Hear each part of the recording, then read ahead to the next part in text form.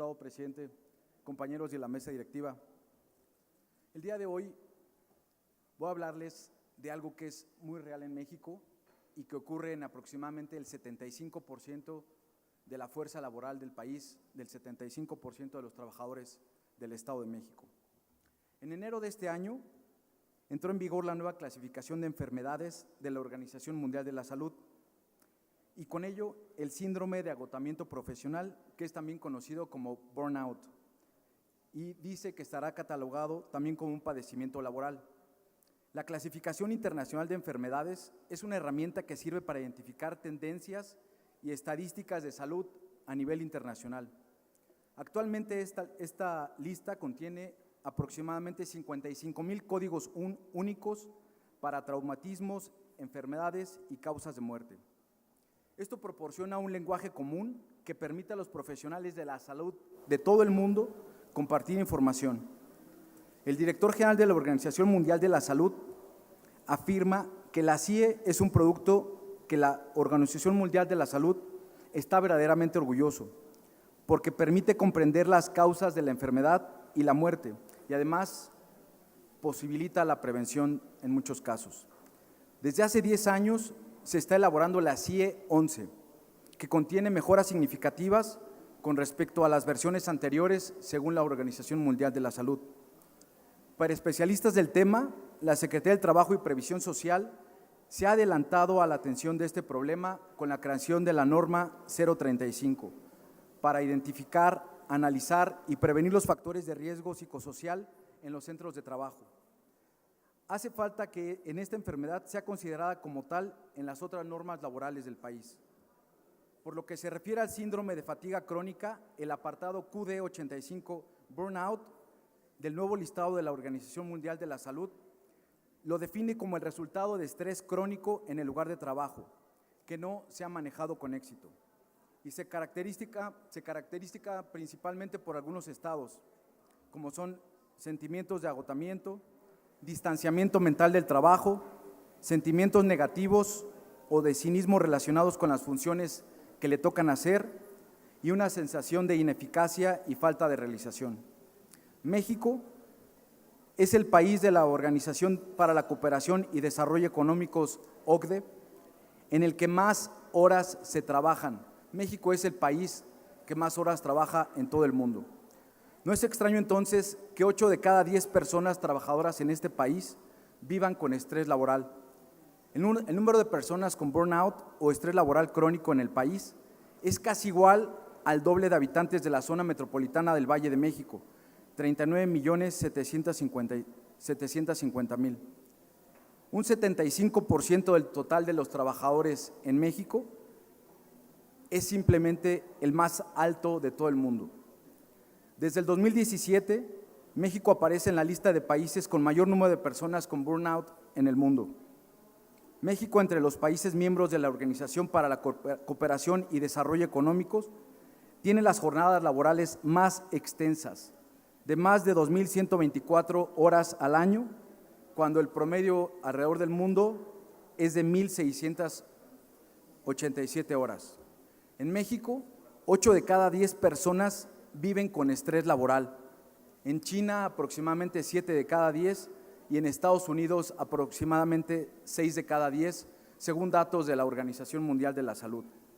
Lo urgente el día de hoy es actualizar la tabla de enfermedades profesionales que tenemos en México y sobre todo incluir el síndrome de estrés laboral. La pandemia incrementó el número de personas con este padecimiento. Entre 2020 y 2021, el trabajo desde casa fue un salvavidas para empresas y personal para prevenir los contagios de COVID, pero la mala gestión del trabajo en casa, especialmente el incrementar las jornadas, pudo provocar burnout, según la publicación Teletrabajo y Salud Mental, avances y desafíos más allá de la pandemia de la Organización Internacional del Trabajo. Otro estudio del mismo organismo y de la Organización Mundial de la Salud, publicado en 2021, indica que en 2016 más de 745,000 personas murieron por cardiopatías, accidentes cerebrovasculares y lo que tenían en común, además de los padecimientos, es que trabajaban jornadas laborales de 55 horas a la semana. Algunas causas de estrés laboral crónico, según el Instituto Nacional de Salud Pública, son el ritmo y la presión, una baja participación en las decisiones, el poco apoyo de colegas o de las jefaturas y la inestabilidad laboral. Los salarios bajos y el acoso sexual o psicológico, principalmente contra las mujeres.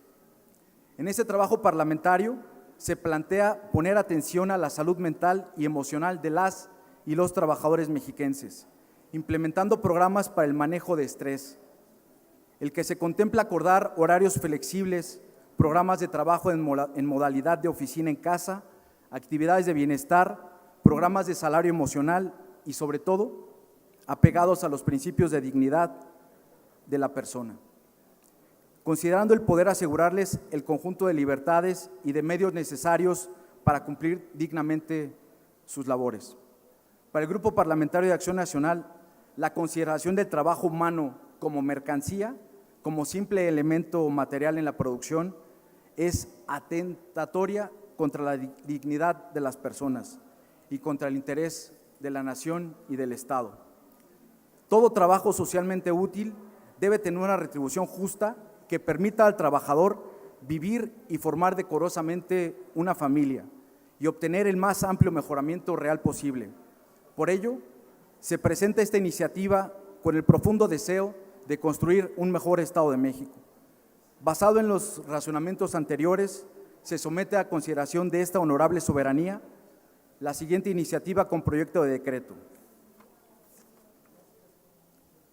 Único. Se reforma la fracción cuarta del artículo 2.16, se reforma el capítulo sexto en su denominación, adicionando en su contenido la atención al síndrome de fatiga crónica. Se reforma el artículo 2.48 octies, se reforma el artículo 2.48 nonies y se agrega una fracción séptima y octava al artículo 2.48 decies del Código Administrativo del Estado de México para quedar como sigue. El artículo 2.16, fracción cuarta, actualmente dice salud mental y prevención del suicidio. Aquí le tenemos que agregar atención al síndrome de fatiga crónica y sus consecuencias. Capítulo sexto del Programa de Prevención del Suicidio y de Atención del Síndrome de Fatiga Crónica y sus consecuencias. Artículo 2.48 octies. La Secretaría de Salud elaborará, coordinará y vigilará el Programa de Prevención del Suicidio y el Programa de Atención al Síndrome de Fatiga Crónica y sus consecuencias. Artículo 2.48 nonies. La Secretaría y el Instituto de Salud del Estado de México y los municipios, en el ámbito de sus respectivas competencias, de ser posible, se coordinarán para la ejecución de estos programas. Artículo 2.48 decies. El Programa de Prevención del Suicidio y de Atención al Síndrome de Fatiga Crónica y sus consecuencias comprenderán las acciones siguientes. Fracción séptima. Se realizará un programa de atención al síndrome de fatiga crónica y sus consecuencias, atendiendo la salud mental y emocional de los trabajadores mexiquenses. Fracción octava. Para dar cumplimiento al contenido de la anterior fracción, se realizarán las siguientes acciones. A. Se implementará programa para manejo de estrés en coordinación con las empresas. B. Se brindará asesoría para que las empresas se puedan acordar horarios flexibles. C. Se dará asesoría para establecer programas de trabajo en modalidad de oficina en casa en coordinación con las empresas. D. Se dará asistencia y asesoría para que en las empresas y sitios de trabajo se cuente con actividades de bienestar, programas de salario emocional. E. En cada uno de los 125 municipios deberá contar con una instancia que apoye a la ciudadanía con orientación en materia del síndrome de fatiga crónica. Estos programas se llevarán a cabo apegados a los principios de dignidad de la persona, considerando que para poder asegurarles a las y los mexiquenses el conjunto de libertades y los medios necesarios para cumplir dignamente este objetivo. Es cuanto, señor presidente. Muchas gracias, compañeros.